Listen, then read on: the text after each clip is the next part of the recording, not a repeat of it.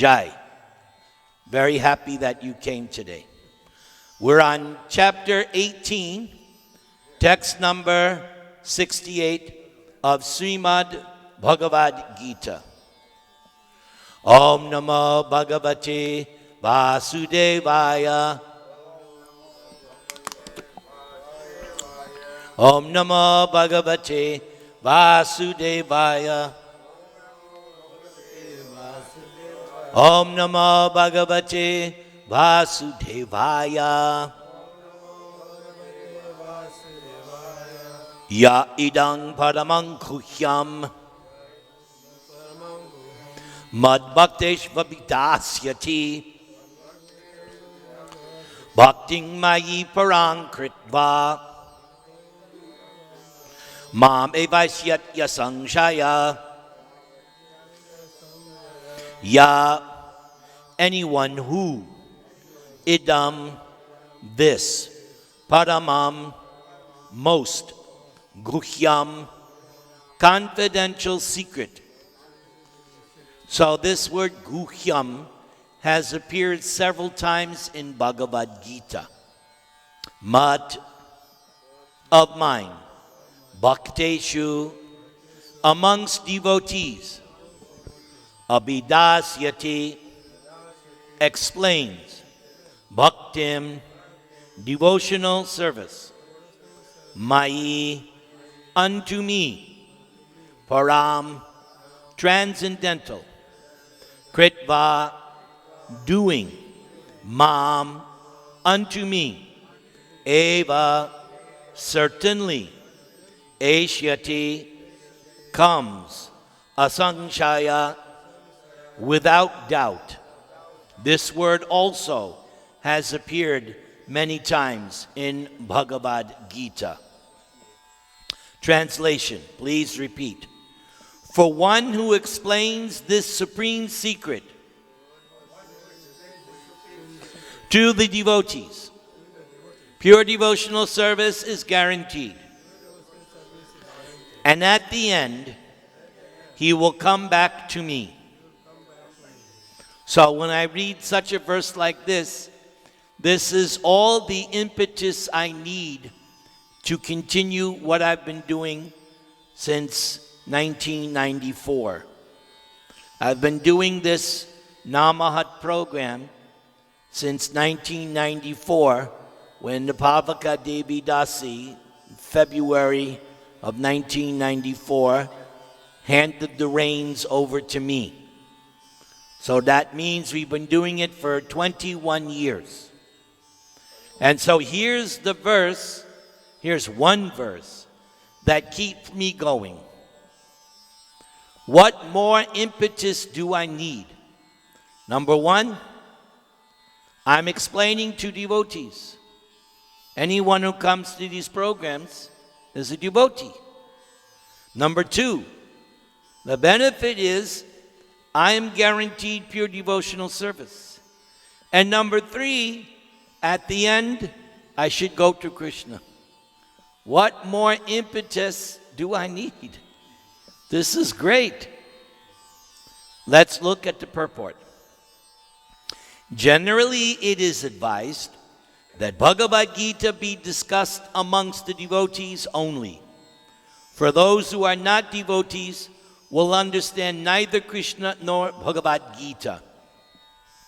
Those who do not accept Krishna as he is and Bhagavad-gītā as it is should not try to explain Bhagavad-gītā whimsically and become offenders. This term, whimsically, we remember in chapter 16, when Krishna, at the end of chapter 16, is telling Arjuna that how you should act. He told Arjuna, you should act according to the directions of the scriptures. So whimsical action is action that is not sanctioned by the scriptures. For those who are initiated, it is very simple. Yasya prasadad bhagavat prasada yasya prasada nagati gatopi. For an initiated disciple, it's very simple. You just execute the order of your spiritual master. That's all. You don't have to overthink it. Just do whatever your spiritual master has instructed you to do.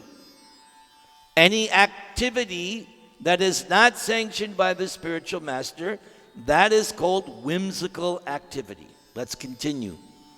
Bhagavad-gītā should be explained to persons who are ready to accept Krishna as the Supreme Personality of Godhead. It is a subject matter for the devotees only and not for philosophical speculators. Anyone, however, who tries sincerely to present Bhagavad-gītā as it is will advance in devotional activities and reach the pure devotional state of life. As a result of such pure devotion, he is sure to go back home, back to Godhead. There it is again, back home. Very important, back home.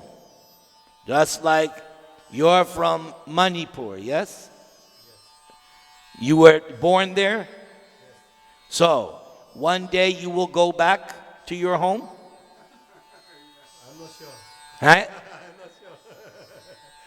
not sure. But I cannot say I'm going back to Manipur because I've never been there. Correct? I can say I want to go to Manipur, but I can never say back to Manipur unless you know that I was previously in another life in Manipur. So when Prabhupada says back home, meaning we were originally with Krishna, or Krishna's expansion as one of his Narayan forms in Vaikuntha. Otherwise, he cannot say back home. All right, let's go now to text number. Om Namo Bhagavate Vasudevaya. Om Namo Bhagavate Vasudevaya. Om Namo Bhagavate Vasudevaya. Na cha tasman manushyeshu kaschin me priya kritamaha bhavita nacha me tasmad anya priyataro bhuvi. Na, never, cha, and, tasmat, then him, manushyeshu, among men, kaschit, anyone, me, to me, priyakritamaha, more dear, bhavita, will become, na, nor, cha, and, me, to me, tasmat, then him, anya, another, priyatara, dearer, bhuvi, in this world. This is a verse that Prabhupada has quoted many times to explain the importance of preaching Krishna consciousness. Please repeat. There is no servant in this world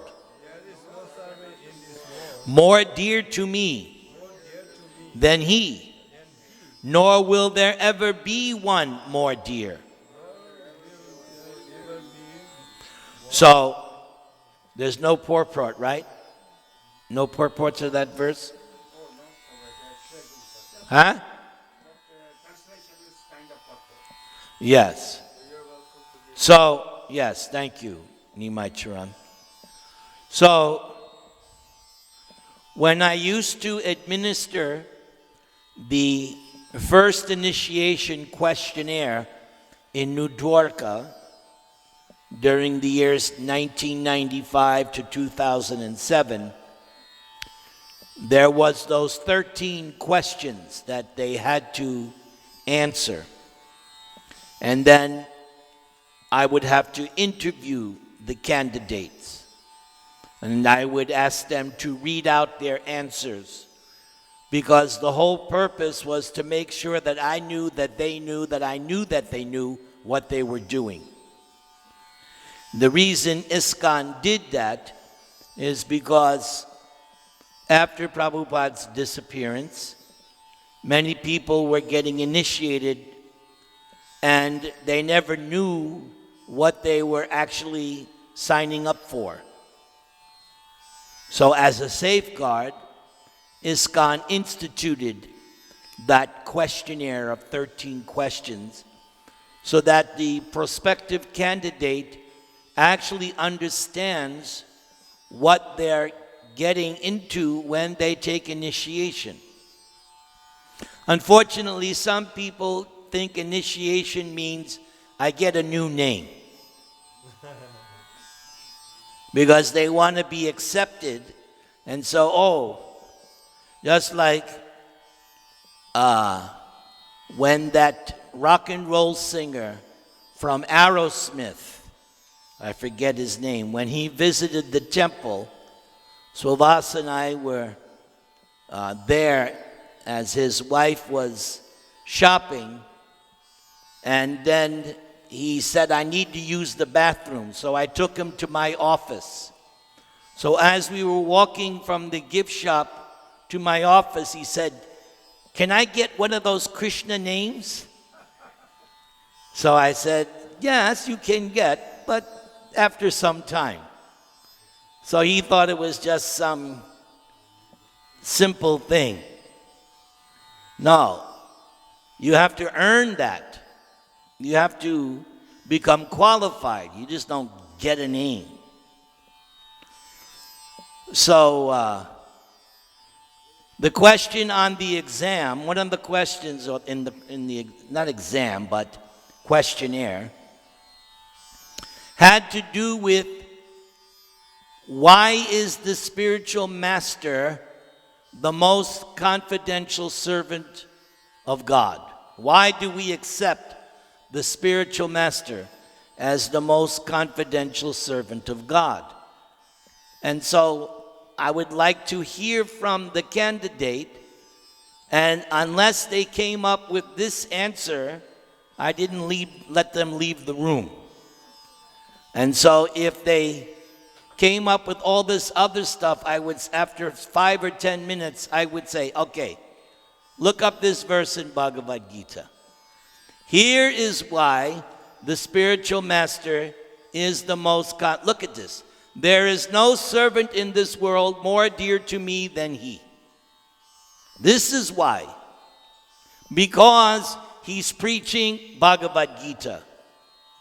That's what makes him the most confidential servant.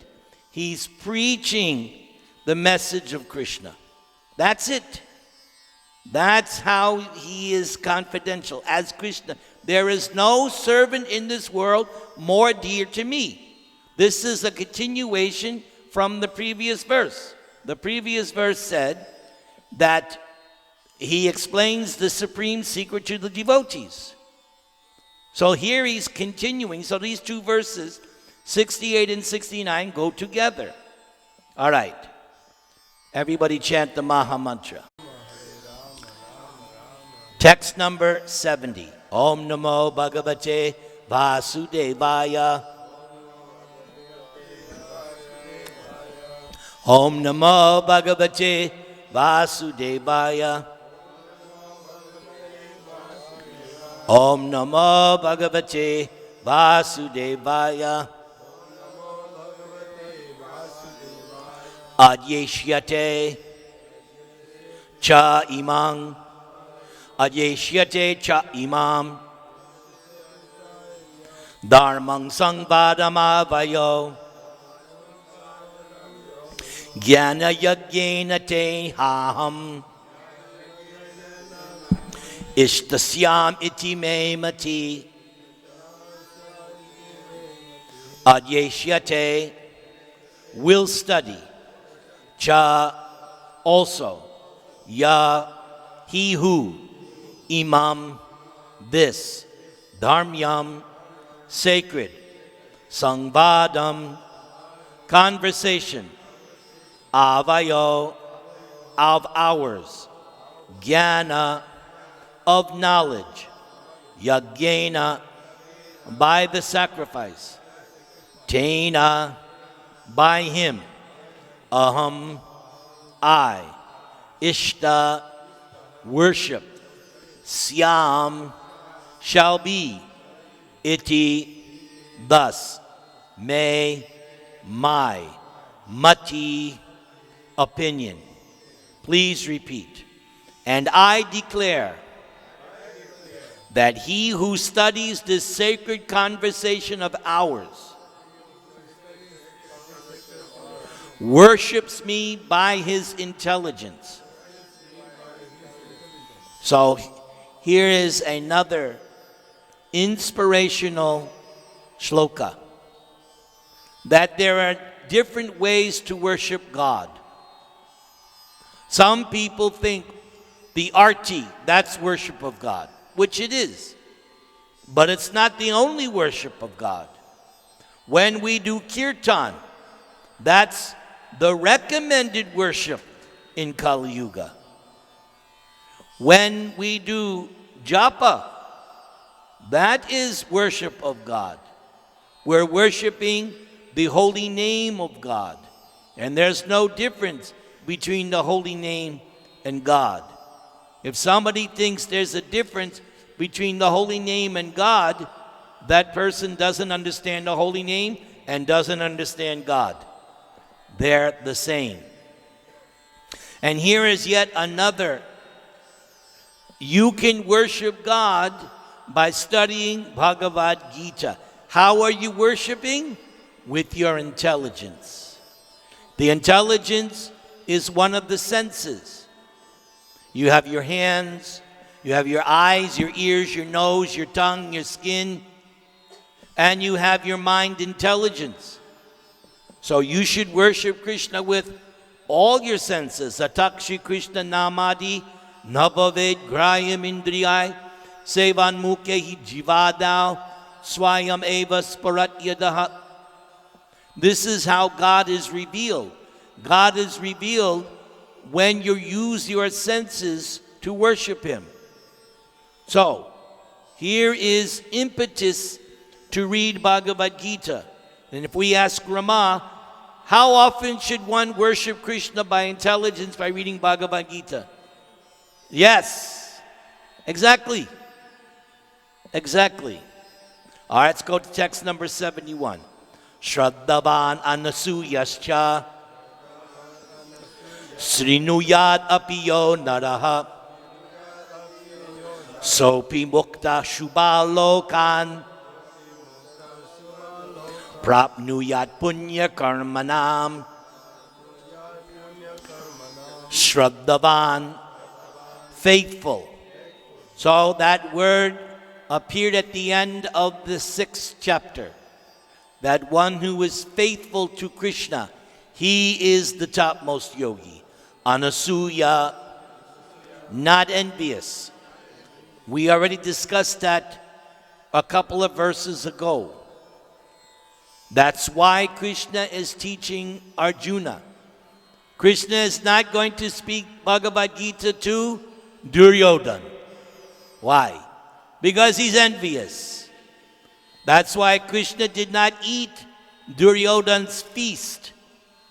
Where did he go to eat? Near the Sudra's house.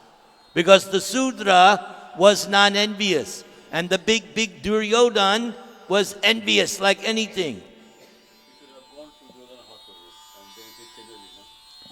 You know better than Krishna? Cha and Srinuyat does hear. Api, certainly.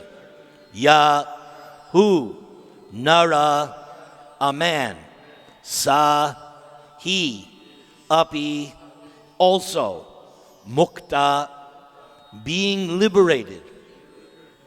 Shubhan, the auspicious, lokan, planets, prapnuyat, he attains, punyakarmanam, of the pious.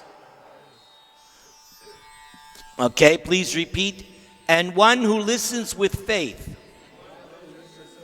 and without envy becomes free from sinful reactions and attains to the auspicious planets where the pious dwell. So that is the higher planetary systems above the earth, and then above them the planets of the rishis and the siddhas, up to the planet of Lord Brahma, and that's within the material realm. Okay, purport. In the 67th verse of this chapter, the Lord explicitly forbade the Gita being spoken to those who are envious of the Lord. In other words, Bhagavad-gītā is for the devotees only. But it so happens that sometimes a devotee of the Lord will hold open class. And in that class, not all the students are expected to be devotees. Why do such persons hold open class? It is explained here that although not everyone is a devotee, still there are many men who are not envious of Krishna. They have faith in him as the Supreme Personality of Godhead. If such persons hear from a bona fide devotee about the Lord, the result is that they become at once free from all sinful reactions, and after that attain to the planetary system where all righteous persons are situated. So that is how this movement started. As I said, tomorrow is the anniversary of Prabhupada's disappearance. How did Prabhupada start this movement single-handedly? He sat down under a tree in Greenwich Village and he started kirtan. And that kirtan started to attract people. And then after 9-10 months, almost a year, he got his first temple matchless gifts. And Prabhupada would have regular classes, I think twice or 3 times a week. So not everybody who came was a devotee, but they were listening and they were hearing Prabhupada. And by his mercy, by his purity, they became attracted. And some of them, they became devotees. And this is how this Hare Krishna ISKCON movement started. Prabhupada preached, and by his purity and sincerity, he made devotees. Just as the same is there in this Damodar Leela. In the Damodar Leela, in the song Damodar Ashtakam, verse number 7, that the author of the song is praying to Damodar that, Lord Damodar, you delivered the 2 sons of Kuvera, Nalakuvra and Manigriva, who were cursed to stand as trees by Narada. But if you read the pastime in Bhagavatam or Krishna book, when Krishna delivered Manigriva and Nalakuvra, Krishna didn't take credit. And when Krishna was thinking of delivering them, when he was tied to the grinding mortar, and he looked out into the courtyard and saw the 2 trees, Krishna was thinking, I have nothing to do with those 2 sons who Narada cursed, but Narada wants me to deliver them. That is why Krishna broke the 2 trees. Krishna said, I have nothing to do with them. But because of Narada, that is why Krishna did it. And when Nalakuvra and Manigriva offered their prayers, Krishna told them that the only reason you were delivered is because of Narada. And Krishna told the Nalakuvra and Manigriva that seeing someone like Narada is just like seeing the sun. And Prabhupada himself said publicly, do not think, he was talking to his disciples, do not think that you had anything to do with this. I created this. So it's the same thing. In Prabhupada's prayer on board the Jaladuta when the ship was docked at Boston Commonwealth Pier, we have gone over that poem many times. You'll see that Prabhupada says very clearly in that poem, my Lord, I wish that you may deliver them. That is why this Krishna consciousness movement goes on and works. Because the pure devotee desired that Krishna deliver them. That is an important point. So just as Krishna gave Narada all the credit, he told Nalakuvara, because you got the mercy of Narada, that is why you got delivered. You had nothing to do with it. And I have nothing to do with you. But Narada wanted me to deliver you, therefore. So Prabhupada created this movement because he wanted Krishna to deliver the fallen conditioned souls. So all credit goes to Srila Prabhupada. Hare Krishna, Krishna Krishna, Hare Hare, Hare Rama. Thus, a pure devotee of the Lord gives everyone a chance to become free from all sinful reactions and to become a devotee of the Lord. That is why there has to be the 4 regulative principles. If there's no 4 regulative principles, there's no question of spiritual life. You cannot have a spiritual movement or a temple without the 4 regulative principles. Otherwise, it's garbage. It's nonsense. Just like you go to any restaurant here in California, what do they have outside? Their red credit, their score, A or B or C. The health department comes and checks out how clean your restaurant is. If you see a D, are you going to go there to eat? What does that tell you? They got cockroaches, they've got mess. And if it says C, I ain't eating there. Or even B, you want to go to A rating. So the same way, any temple is the same thing. If they don't have the regulative principles, you cannot get an A rating as a temple. Then it becomes B, C, D, F. There has to be regulative principles. Prabhupada would not accept any disciple.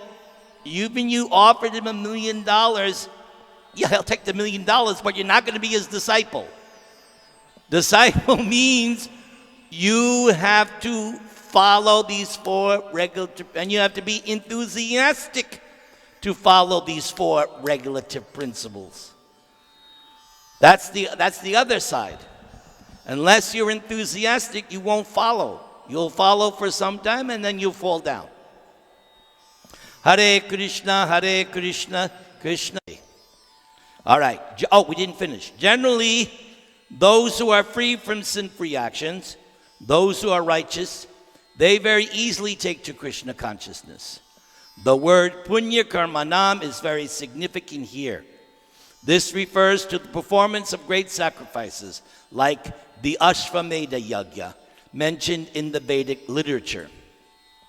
Those who are righteous in performing devotional service, but who are not pure, can attain the planetary system of the pole star, or Dhruvaloka, where Dhruva Maharaj is presiding.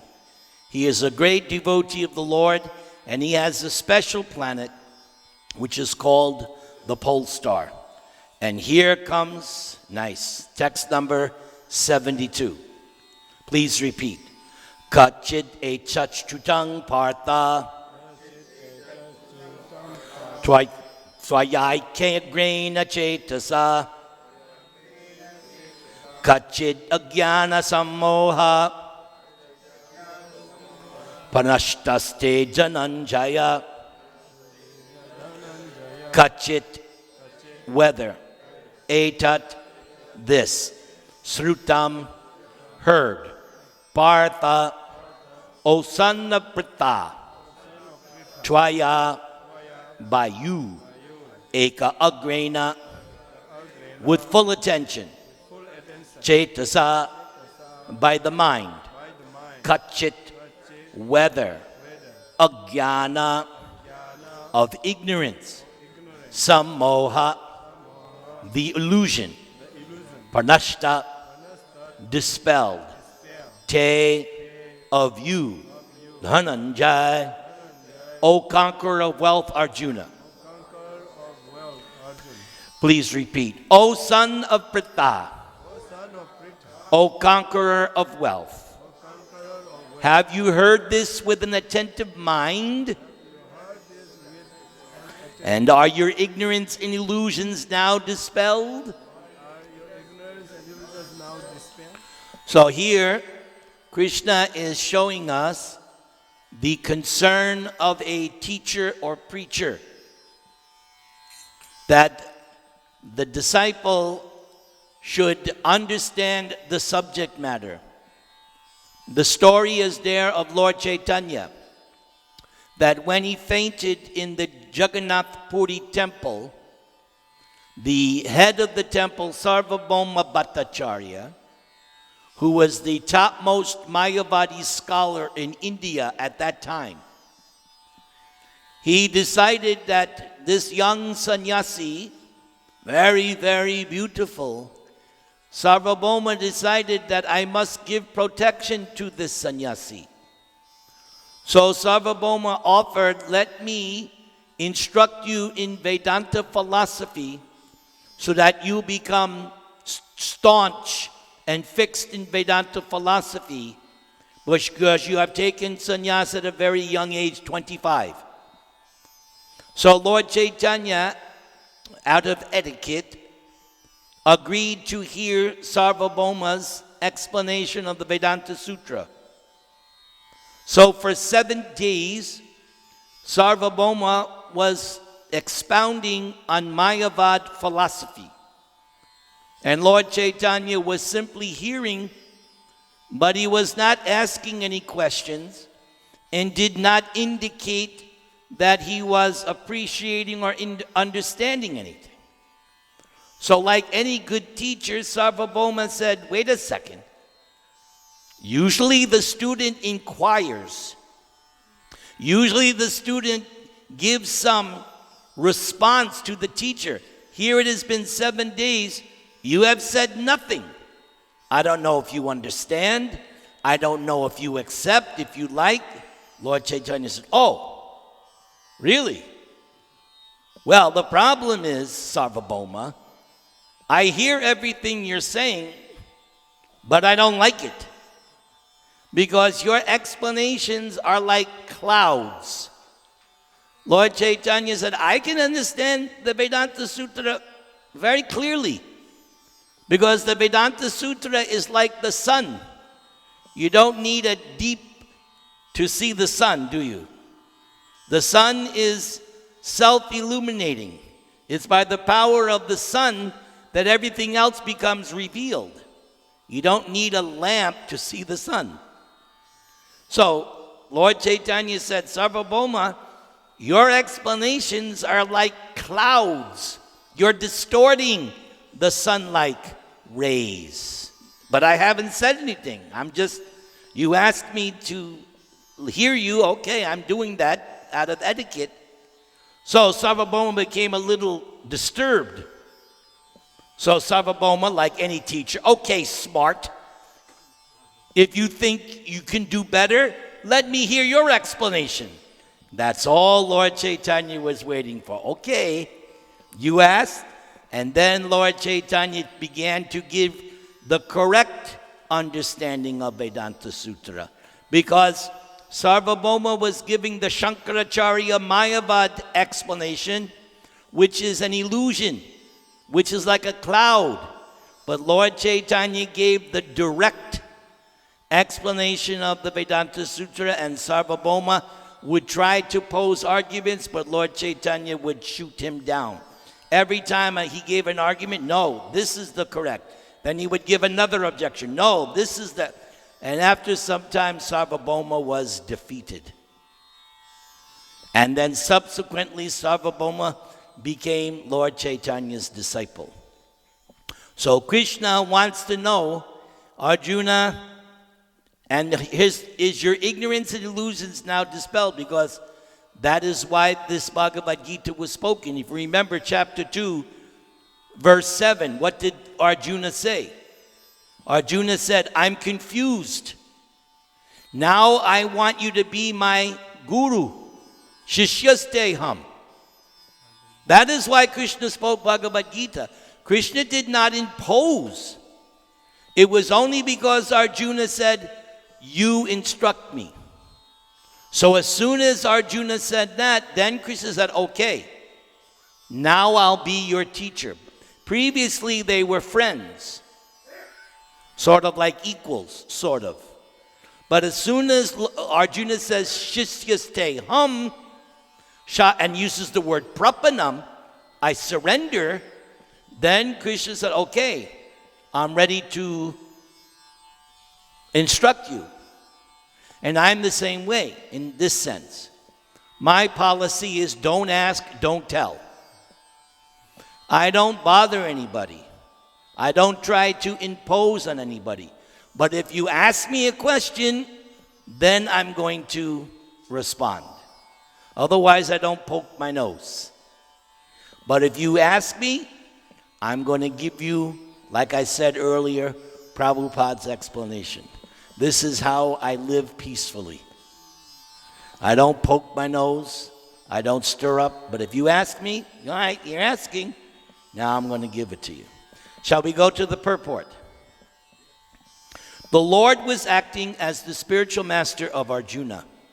Therefore, it was his duty to inquire from Arjuna whether he understood the whole Bhagavad-gītā in its proper perspective.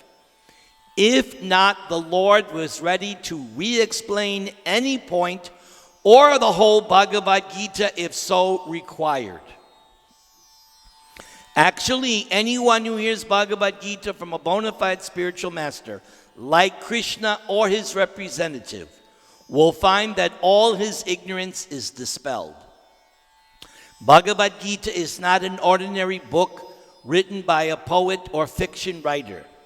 In other words, it's not Harry Potter or Star Wars. It's a different book altogether. It is spoken by the Supreme Personality of Godhead, and that's why the verses say, Sri Bhagavan Uvacha, not Sri Krishna Uvacha. And Prabhupada makes that point, that if Vyasadeva, in including this in Mahabharata, if he had written Sri Krishna Uvacha, some people would think, oh, it's just Krishna. He's just another guy. But Vyasadeva says, no. Sri Bhagavan, that changes everything. It's just like, say you have a friend or you meet someone, acquaintance, and you're talking and they give some opinion, and they go, so who are you? And then you say, I am Dr. Patel. Oh, that changes everything. If you're not a doctor, and somebody says, I'm a doctor, and they give you some advice, you take that a little more seriously than if it's just somebody else. For instance, let's say you go to Costco, right? And the guy at the counter says, you should do this, do this, do this. You're going to go, you work at Costco. Why should I listen to you? But if you meet somebody and they're a doctor, and they give you some advice, you might take that a little more seriously.